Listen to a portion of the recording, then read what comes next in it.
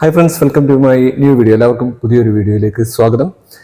ഇന്ന് നമ്മൾ പറയാൻ ഉദ്ദേശിക്കുന്നത് വളരെ പ്രധാനപ്പെട്ട രണ്ട് ഡിപ്രഷനെ കുറിച്ചാണ്.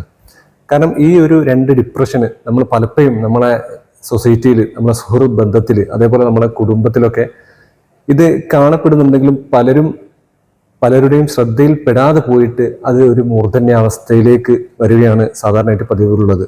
പ്രത്യേകിച്ച് ഈ ഒരു സാഹചര്യത്തിൽ WHO അഥവാ വേൾഡ് ഹെൽത്ത് ഓർഗനൈസേഷൻ പുറത്തിറക്കിയ ഏറ്റവും പുതിയ ഒരു കണക്കുണ്ട്. അതായത് ഇന്ന് ലോകത്ത് ഏറ്റവും കൂടുതൽ വർദ്ധിച്ചു വരുന്ന രണ്ട് മാനസികാരോഗ്യ പ്രശ്നങ്ങളാണ് മെലാങ്കോളിക് ഡിപ്രഷൻ, അതേപോലെ എറ്റിപ്പിക്കൽ ഡിപ്രഷൻ. ഈ രണ്ട് ഡിപ്രഷനെ കുറിച്ചാണ് നമ്മൾ ഇന്ന് ചർച്ച ചെയ്യാൻ ഉദ്ദേശിക്കുന്നത്.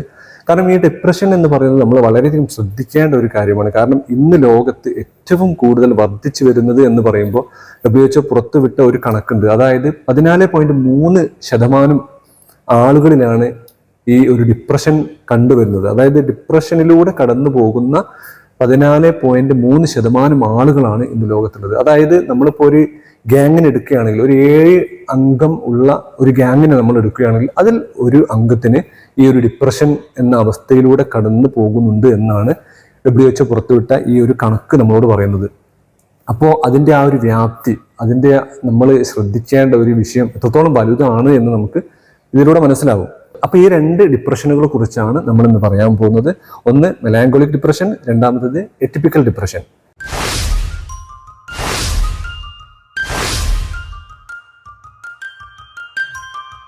അതിലൊന്നാമത്തെ മെലാങ്കോളിക് ഡിപ്രഷൻ എന്ന് പറയുന്നത്, നമ്മൾ സാധാരണ ഡിപ്രഷൻ എന്ന് പറയുമ്പോൾ നമ്മുടെ മനസ്സിലേക്ക് വരുന്ന ആ ഒരു രൂപമുണ്ട്. അതായത് വളരെ ശോകാവസ്ഥയിൽ ഇരുന്നു കൊണ്ട് ലോകത്തെ പല പ്രശ്നങ്ങളും തന്നിലാണ് എന്നുള്ള ആ ഒരു മൂഡിലിരിക്കുന്ന ആ ഒരു അവസ്ഥ.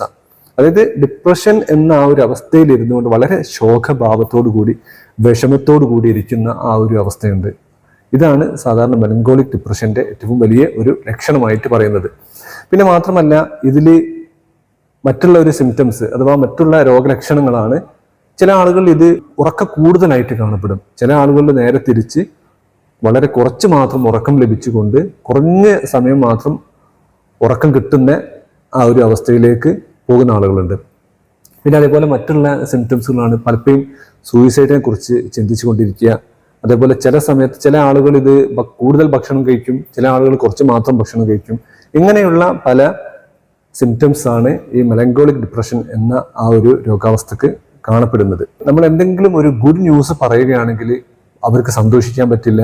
അതേപോലെ എന്തെങ്കിലും ഒരു കോമഡിയൊക്കെ കാണുകയാണെങ്കിൽ അവർക്ക് ചിരിക്കാൻ പറ്റുന്നില്ല. ഇങ്ങനെയുള്ള ഒരു അവസ്ഥയിലൂടെ കടന്നു പോകുന്നതാണ് ഈ മെലങ്കോളിക് ഡിപ്രഷൻ.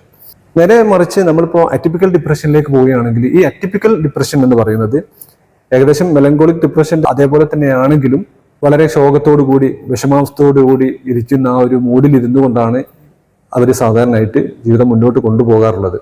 അപ്പോൾ എറ്റിപ്പിക്കൽ ഡിപ്രഷൻ മെലാങ്കോളിക് ഡിപ്രഷനിൽ നിന്നും എങ്ങനെയാണ് വ്യത്യസ്തമാകുന്നത് എന്ന് ചോദിച്ചാൽ, ഈ എറ്റിപ്പിക്കൽ ഡിപ്രഷനുള്ള ആളുകളുടെ മുമ്പിൽ നമ്മൾ എന്തെങ്കിലും ഒരു കോമഡി പറയുകയാണെങ്കിൽ അവർ ആ ഒരു ടെമ്പററി ആയിട്ട് ആ ഒരു ഫണ്ണ് കേട്ട് അവർ ചിരിക്കും. അതേപോലെ എന്തെങ്കിലും ഒരു ഗുഡ് ന്യൂസ് പറയുകയാണെങ്കിൽ അതിലവർ സന്തോഷിക്കും. പക്ഷെ അതൊരു ചെറിയ ഒരു നിമിഷത്തേക്ക് മാത്രമായിരിക്കും, അത് അല്ലെങ്കിൽ കുറച്ചൊരു സമയത്തിലേക്ക് മാത്രമായിരിക്കും. പക്ഷെ ആ ഒരു സമയം കഴിഞ്ഞാൽ, കുറച്ച് 2-3 മിനിറ്റ് കഴിഞ്ഞാൽ വീണ്ടും അവർ ആ ഒരു പഴയ ശോകാവസ്ഥയിലേക്ക് തിരിച്ചു പോവുകയും ചെയ്യും. ഇതാണ് എറ്റിപ്പിക്കൽ ഡിപ്രഷന്റെ ഒരു സിംറ്റംസ് ആയിട്ട് നമ്മൾ കാണുന്നത്. അതേപോലെ തന്നെ എറ്റിപ്പിക്കൽ ഡിപ്രഷനിൽ സൂയിസൈഡിനെ കുറിച്ചുള്ള ചിന്തകൾ ഉണ്ടാവും. അതേപോലെ ജീവിതത്തിൽ ഒരു മടുപ്പ് അനുഭവപ്പെടും. ഒന്നിനോട് ഒരു താല്പര്യമില്ലാതെ, ഒരു ഇൻട്രസ്റ്റും ഇല്ലാതെ ജീവിതം മുന്നോട്ട് പോകുന്ന ഒരു അവസ്ഥയും അവരിൽ കാണാറുണ്ട്. ഇതൊക്കെയാണ് എറ്റിപ്പിക്കൽ ഡിപ്രഷന്റെ ഒരു രോഗലക്ഷണങ്ങൾ എന്ന് പറയുന്നത്. പിന്നെ ഇതിൻ്റെയൊക്കെ എറ്റിപ്പിക്കൽ ഡിപ്രഷൻ ആയാലും അതേപോലെ തന്നെ മെലാങ്കോളിക് ഡിപ്രഷൻ ആയാലും ഇതിൻ്റെ കാരണങ്ങൾ എന്ന് പറയുന്നത്, ഒന്നാമത്തെ ഒരു കാരണം പാരമ്പര്യമാണ്. അതായത് കുടുംബത്തിലുള്ള ആളുകൾക്ക് ആർക്കെങ്കിലും ഈ ഒരു ഡിപ്രഷൻ ഉണ്ടെങ്കിൽ അത് തലമുറകളിലേക്ക് വരാനുള്ള ഒരു സാധ്യത സാധാരണയായിട്ട് പറയാറുണ്ട്. അതേപോലെ മറ്റൊരു കാരണം എന്ന് പറയുന്നത് കുട്ടിക്കാലത്തുള്ള എന്തെങ്കിലും തരത്തിലുള്ള ദുരനുഭവങ്ങൾ, അത് എന്തെങ്കിലും തരത്തിലുള്ള അബ്യൂസ് ആവാം, അതായത് ഇമോഷണൽ അബ്യൂസ് ആവാം, അല്ലെങ്കിൽ ഫിസിക്കൽ ഓർ സെക്ഷൽ അബ്യൂസ് ആവാം. ഇങ്ങനെ ഏതെങ്കിലും തരത്തിലുള്ള മാനസികമായിട്ടോ ശാരീരികമായിട്ടോ ഉള്ള പ്രയാസങ്ങൾ, പീഡനങ്ങളൊക്കെ അനുഭവിച്ച ഒരു ഭൂതകാലം, ഒരു കുട്ടിക്കാലം അവർക്കുണ്ടെങ്കിൽ അത് പിന്നീട് മുതിർന്നു വരുന്ന സമയത്ത് ഈ ഒരു രോഗാവസ്ഥയിലേക്ക് അവരെ നയിക്കാനുള്ളൊരു സാധ്യത പറയാറുണ്ട്. പിന്നെ അതേപോലെ ഭൂതകാലത്ത് സംഭവിച്ചു പോയ എന്തെങ്കിലും കാര്യങ്ങളെക്കുറിച്ച് ഓർത്തുകൊണ്ടുള്ള കുറ്റബോധം അവരുടെ മനസ്സിൽ വരിക, ഈ ഒരു കുറ്റബോധത്തോടു കൂടി നിരന്തരം ജീവിതത്തിൽ ഈ തൻ്റെ കഴിഞ്ഞുപോയ തെറ്റുകളെ കുറിച്ച് ഓർത്തുകൊണ്ട് ആ ഒരു വിഷമാവസ്ഥയിലൂടെ നീങ്ങിക്കൊണ്ട് ഈ ഒരു രോഗാവസ്ഥയിലേക്ക് എത്തുന്നവരും കുറവല്ല. അപ്പോൾ ഇതൊക്കെയാണ് എറ്റിപ്പിക്കൽ ഡിപ്രഷൻ അതേപോലെ മെലാങ്കോളിക് ഡിപ്രഷനിലേക്ക് ആളുകൾ എത്തിപ്പെടാനുള്ള ഓരോരോ കാരണങ്ങൾ എന്ന് പറയുന്നത്. പിന്നെ ഇതിൻ്റെ ചികിത്സകൾ എന്ന് പറയുന്നത് സാധാരണയായിട്ട് എറ്റിപ്പിക്കൽ ഡിപ്രഷൻ ആയാലും മെലാങ്കോളിക് ഡിപ്രഷൻ ആയാലും ഇത് തുടക്കത്തിൽ ചികിത്സിക്കുക എന്നുള്ളതാണ് നമ്മൾ ഏറ്റവും കൂടുതലായിട്ട് ശ്രദ്ധിക്കേണ്ട ഒരു വിഷയം എന്ന് പറയുന്നത്. അതാണ് നമ്മൾ ആദ്യം പറഞ്ഞത്. നമ്മളെ സുഹൃത്ത് വലയത്തിൽ അല്ലെങ്കിൽ നമ്മളെ കുടുംബത്തിലുള്ള റിലേറ്റീവ്സിൻ്റെ ഇടയിലൊക്കെ ഏതെങ്കിലും തരത്തിലുള്ള ഡിപ്രഷൻ നമ്മൾ കാണുന്ന സമയത്ത് അത് നോട്ടീസ് ചെയ്യപ്പെടേണ്ടതാണ്. കാരണം 1, 2, 3 ആഴ്ചകൾ ഇങ്ങനെയുള്ള ലക്ഷണങ്ങൾ കണ്ടുകൊണ്ടിരിക്കുകയാണെങ്കിൽ നമ്മൾ വീണ്ടും കാത്തിരിക്കാതെ ഉടനെ തന്നെ ഒരു ചികിത്സക്ക് അവരെ വിധേയമാക്കേണ്ടതാണ്. പിന്നെ ഇതിൻ്റെ നമ്മൾ ഇങ്ങനത്തെ 2-3 ആഴ്ചകൾ അവരിൽ ഇങ്ങനത്തെ രോഗലക്ഷണങ്ങൾ കാണുകയാണെങ്കിൽ പിന്നീട് നമ്മൾ സ്വയം ചികിത്സ ചെയ്യാതിരിക്കുന്നതാണ് നല്ലത്.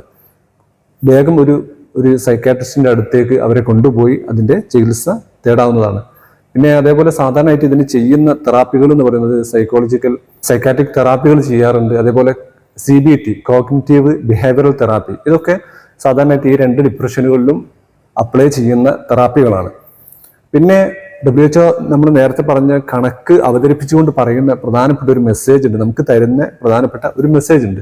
Care your near and dear ones.